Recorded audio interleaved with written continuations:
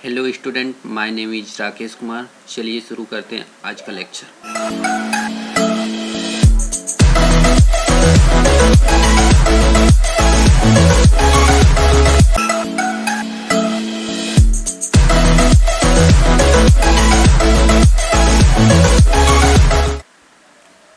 एक pointer series का तीसरा वीडियो है जिसमें हम डिस्कस करेंगे डायनेमिक मेमोरी एलोकेशन के बारे में। तो सबसे पहले ये जानते हैं कि इसकी ज़रूरत क्या पड़ी कि हमें डायनेमिक मेमोरी एलोकेशन चाहिए। जैसे हमारे पास एरे में अगर एरे को हम डिक्लेयर करते थे तो कुछ इस टाइप से डिक्लेयर करते थे, इंट नम 100। तो जो एरे का साइज है उसमें 100 है, एरे का जो साइज है 100 है, मतलब इसमें 100 एलिमेंट को सेव कर सकते हैं।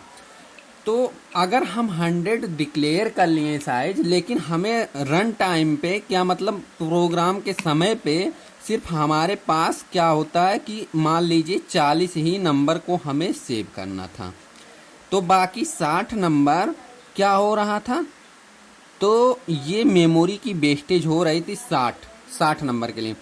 जब ये डिक्लेयर करते हैं तो डिक्लेयर करते ही जो मेमोरी होगा वो 100x2 बाइट स्थान ऑक्युपाई कर लेगा। 2 क्यों करेगा? क्योंकि इंटीजर की साइज कितनी होती है, 2 बाइट। तो अगर 100 नंबर को हमें सेव करना है, वेरिएबल सेव करना है, 100 एलिमेंट को सेव करना है, तो हमारे पास कितना साइज वो ऑक्युपाई कर लेगा? जैसे ही डिक्लेयर करेंगे 200 बाइट ऑक्युपाई कर लेगा। लेकिन प्रोग्राम करते समय हमें सिर्फ 40 स्टूडेंट के नंबर को सिर्फ सेव करने को हुआ, तो बाकी 60 स्टूडेंट का जो वो है 120 बाइट मेमोरी की वेस्टेज होती थी। तो ये इस समस्या को, इस प्रॉब्लम को हमें ठीक करने के लिए हमारे पास डायनेमिक मेमोरी एलोकेशन का कॉन्सेप्ट आया। इसमें क्या होता है कि अगर हम किसी वेरिएबल को पॉइंटर टाइप डिक्लेयर करते हैं तो उसको हम डायनेमिक मेमोरी से स्पेस एलोकेट कर सकते हैं। तो इसके लिए मेरे पास 2 फंक्शन है, मैलोक है, कैलोक है। तो इन्हीं सब के बारे में डिस्कस करने वाले हैं कि ये डायनेमिक मेमोरी एलोकेशन होता क्या है। चलिए देखते हैं। तो कुछ पॉइंट हम पहले से नोट किए हैं। The concept of dynamic or runtime memory allocation help us to overcome this problem in array as well as allow us to be able to get the required chunk of memory at runtime। मतलब dynamic memory allocation से हम run time में उसको memory provide कर सकते हैं। अगर मेरे पास सिर्फ 40 स्टूडेंट के नंबर को ऐड करना था तो सिर्फ 40 ही नंबर के बराबर हम मेमोरी दे सकते हैं, मतलब 40 दूनी 80 बाइट उसे मेमोरी एलोकेट करवा सकते थे रन टाइम में। जबकि एरे से रन टाइम में मेमोरी को हम घटा बढ़ा नहीं सकते थे। यही डिफरेंस है डायनेमिक मेमोरी एलोकेशन में और जो एरे से हम डिक्लेयर करते थे वेरिएबल उसमें। This is the best suit type of algorithm allocation where we do not know the memory requirement in advance. तो हमें इसकी ज़रूरत वहाँ पड़ती है जहाँ हमें पहले से नहीं पता होता कि कितनी मेमोरी लगेगी। जैसे इसी केस में मान लीजिए हमें ये नहीं पता था सिर्फ ये कि हमें 40 स्टूडेंट के नंबर को सेव करना था। हमें तो पता था कि 100 स्ट्रेंथ होती होगी क्लास में, तो 100 का करना था, लेकिन at a time present time में सिर्फ 40 का ही करना था। तो वहाँ मेमोरी मतलब हमें नहीं पता था पहले से कि कितने स्टूडेंट हैं, कितने हमें नंबर को सेव करना। तो इस सिचुएशन में इस डायनेमिक मेमोरी एलोकेशन टाइप से हम मेमोरी की रिक्वायरमेंट जो होती है उसको फुलफिल करते हैं। तो इसको प्रोवाइड करने के लिए हमारे पास सी में 2 फंक्शन है, एक है मैलोक और दूसरा है कैलोक। मैलोक और कैलोक किस हेडर फाइल में आती हैं? ये अगर हम टर्बो सी की बात करें तो आता है कैलोक एलोक.h और स्टैंडर्ड लाइब्रेरी.h टर्बो सी में। अगर हम लाइनेक्स की बात करें तो मैलोक.h में हेडर फाइल में इन दोनों की डेफिनेशन लिखी होती है। तो सबसे पहले हम बात करते हैं मैलोक फंक्शन की कि मैलोक फंक्शन कैसे काम करता है, कैसे मेमोरी प्रोवाइड करता है, इन सब के बारे में। अगर हम मैलोक फंक्शन की बात करें तो मैलोक फंक्शन हम जो हमारे पास एक इंटीजर था कि हमारे पास इंटीजर नम और 100 करके इस टाइप से एरे को डिक्लेयर करना था। लेकिन इसी को अगर हम एक नम ले लेते, मान लीजिए यहाँ नम की जगह एक्स है, एक्स 100, तो हम उसको पॉइंटर में डिक्लेयर करेंगे सबसे पहले पॉइंटर में। तो पॉइंटर को डिक्लेयर करते समय क्या होता है कि हम उसकी स्पेस तुरंत ही नहीं, साइज नहीं दे पाते कि इतनी साइज, तो उसके लिए हमारे पास मैलोक फंक्शन से इस तरह से हम लेंथ देते हैं। मान लीजिए जितना हमें लेंथ देना था, क्या लिखते थे, मैलोक, अगर हमें 10 एलिमेंट को इंटर करना था एक्स में तो 10 इंटू साइज ऑफ इंट हम जानते हैं 2 होता है। तो या तो हम डायरेक्ट 2 लिख दें अगर हमें कंफर्म है कि इंटीजर टाइप का है, अगर नहीं तो हम साइज ऑफ कैरेक्टर, अगर हम कैरेक्टर के बात करें तो कैरेक्टर अगर होता, मान लीजिए इस टाइप से होता, कैर एक्स होता, वो मान लीजिए जेड है, अगर इस टाइप से है तो जेड इक्वल कैर स्टार मैलोक, मान लीजिए हमारे 20 कैरेक्टर वो ऐड करना था, 20 इंटू, अगर कैरेक्टर की बात करें कितना ऑक्युपाई करता है मेमोरी तो 1 बाइट करता है, तो डायरेक्ट हम 1 लिख दें, या साइज ऑफ एक ऑपरेटर होता है, पढ़ा चुके हैं पहले आप लोग, और कैर, यहाँ इस टाइप से हम मेमोरी एलोकेट करवा सकते थे कैरेक्टर के लिए। ये इंट स्टार क्या होता है, इंट स्टार का मतलब हो गया कि ये प्रोटोटाइप है, कास्ट है, डाटा टाइप कास्टिंग है।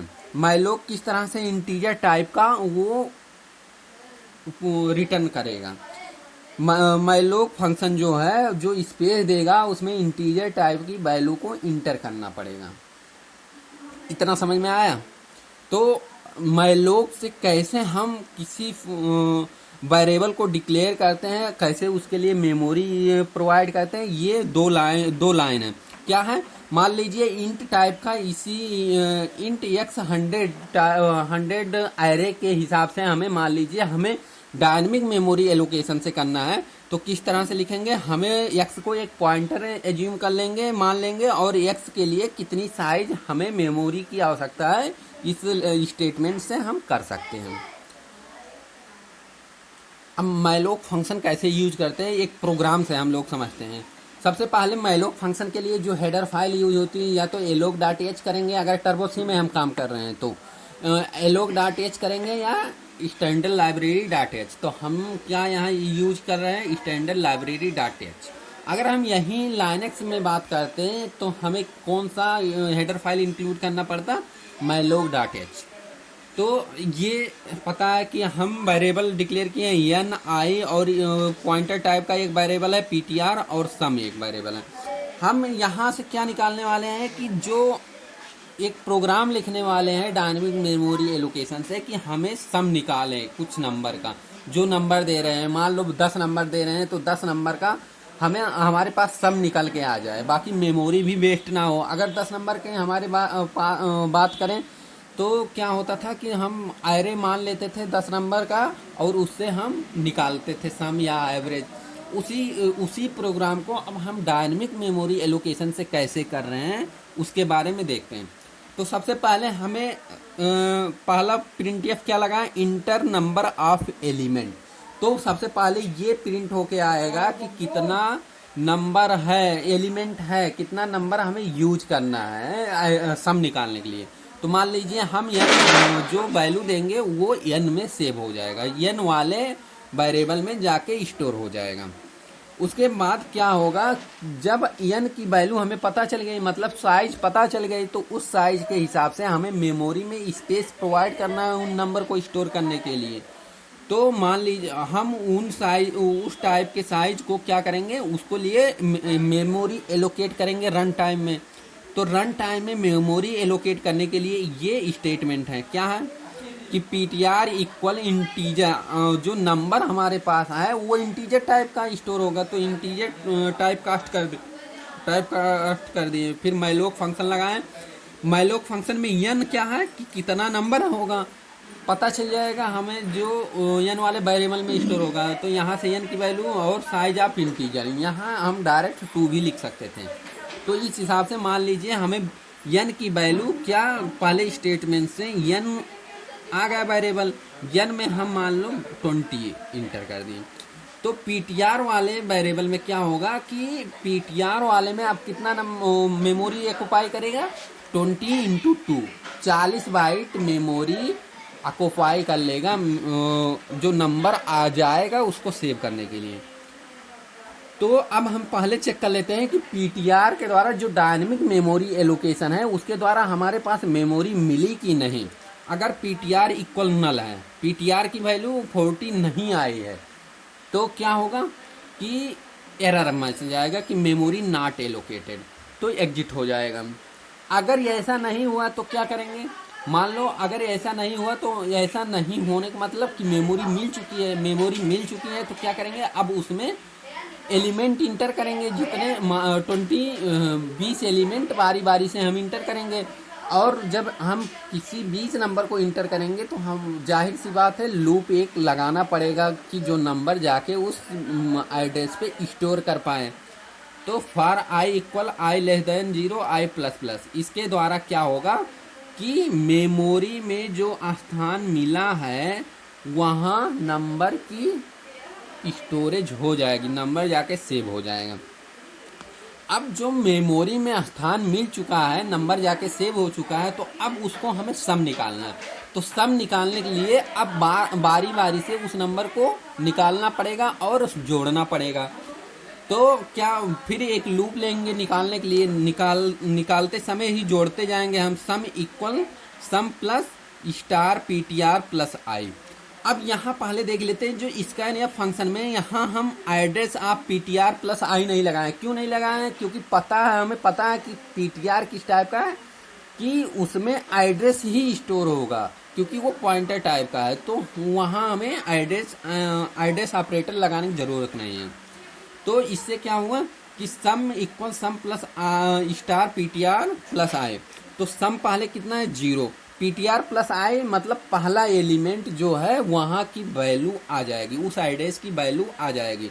मान लीजिए हम 20 एलिमेंट कर रहे हैं 1 से 20 तक, तो पीटीआर प्लस आई पहला एलिमेंट जो आएगा 1 आएगा, तो सम 0 प्लस 1 1 होगा, वो जाके सम में सेव हो जाएगा। फिर आई की वैल्यू बढ़ेगी। इस तरह से हमारे पास जो 20 नंबर हम दिए होंगे वो सम वाले वेरिएबल में ऐड होके आ जाएगा।